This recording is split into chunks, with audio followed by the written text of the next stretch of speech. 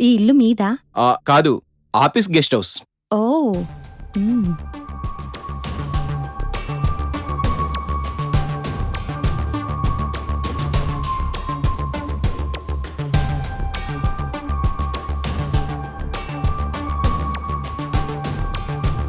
ఏంటి చూస్తున్నారు? ఆ, అదేమీ లేదు.